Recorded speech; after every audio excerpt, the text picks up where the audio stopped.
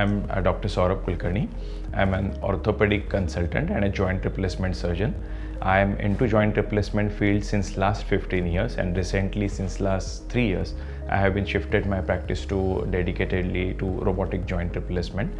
I have a hospital, Shri Yash Orthopedic and Trauma and Joint Replacement Center, and practice in Navi Mumbai.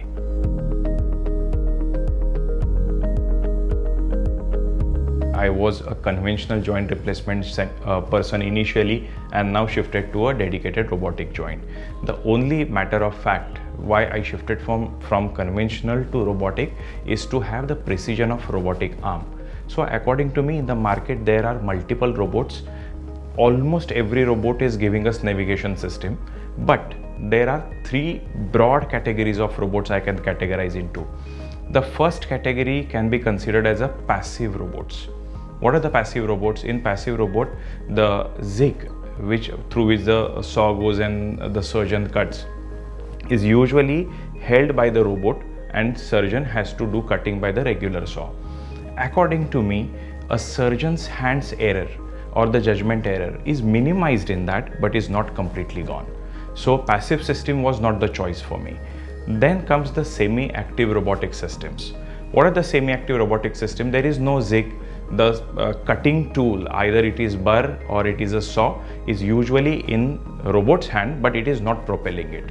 Surgeon has to propel. I tried to use those, but I found that it is a what you can say, a struggle between man and a machine. Machine is trying to keep it in one direction and surgeon is trying to go in another direction. So you have to fight with the machine, or you have to just have a friendship with the machine at that point of time. That also was not my choice. And the third category which I came across was the fully active robotics. In fully active robotics, the cutting tool is in robot's hand, and usually the propelling of that cutting tool, either it's saw or it is a burr, is usually done by the robot, irrespective of whether the surgeon is there or not. But definitely the controls are in surgeon's hand. So that was completely suiting to my requirements, that to eliminate a human hand error or human eye error or human emotional effects on its cutting. So I chose to go ahead with the fully active robotics. So as we all know now, the robotics is majorly about the accuracy and precision in sub-millimeter cutting. So because of this accuracy, the implant is being placed in a perfect position, 90 degrees, the mechanical alignment or the kinematic alignment that a surgeon is choosing. Then the joint line orientation angle is perfectly managed there. Because the implant is in a perfect natural anatomical shape and size, the patellar tracking is better. Because of patellar tracking, the range of motion is also in a very nice way. Patient has no pain. Usually this navigation part of the robotics gives you in millimeters the gap balancing.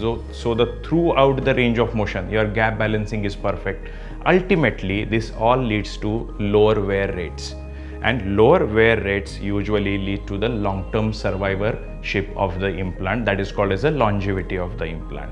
And secondly, the gap balancing in robotics is a preemptive gap balancing. What is preemptive gap balancing? Before starting any tibial or a femoral cut, your gap is being shown into millimeters, 8 millimeters, 9 millimeters, 11 millimeters. In conventional, we do cut exactly measured dissection, but later on we come to know that there is 9 millimeters of, instead of 9 millimeters cutting, the 11 mm polyethylene is going. So here, before starting the cutting, we are reducing the tibial cuts or the femoral cuts and keeping the gap balancing at 9. So this leads to bone conservation, and this bone conservation also leads to higher satisfaction rates as well as long-term survivorship and betterment of the knee replacement or a hip replacement.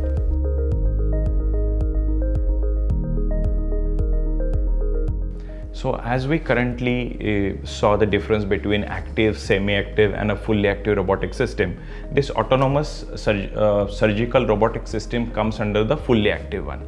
It has usually three components. The first component is a navigation.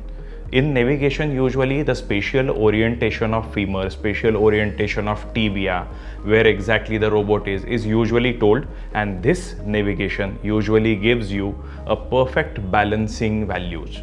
It gives you in all range of motions what in millimeters what gap balancing is there. It gives you a chart of range of motion exactly through which the patient's knee is going after putting the implantation. The third part which comes is an artificial intelligence. So this artificial intelligence usually comes before the surgery. When the CT scan or any imageless or image based system is used, before going into the operation theater, usually it gives you a perfect plan according to the artificial intelligence. Suppose if you don't want to follow artificial intelligence, there is definitely a override given by the manual intelligence, but I think they are pretty accurate. They definitely give you exact size. They let you change the degrees from 2 degrees to 3 degrees of flexion, external and the internal rotation. All these factors can be done before entering into the operation theater, which is the beauty of these systems. And the third part which I always praise is the robotic hand. Human hand, no matter human intelligence cannot be beaten, but human hands, they have a little bit of shaky moments. So the robotic arm, which is the main crux of the robotic system, which makes it different from other navigation systems, is the part which usually takes the burr or the saw in its hand and usually cuts in a perfect manner which a surgeon has told. Now the question is how the robotics usually get translated into the long-term success rate.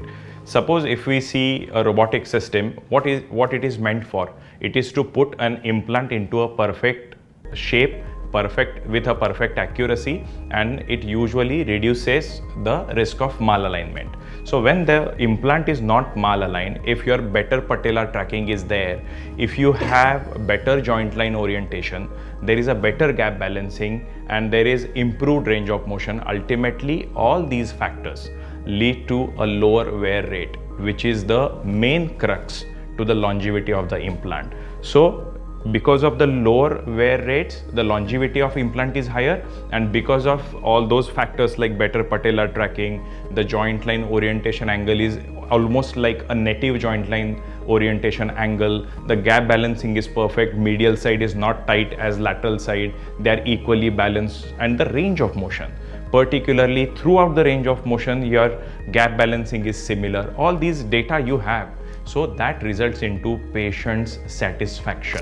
So usually because of good alignment, perfect placement of implant and perfect range of motion, the reduced rate of complications are there, ultimately resulting into patient's happiness as well as the long-term success rates are higher.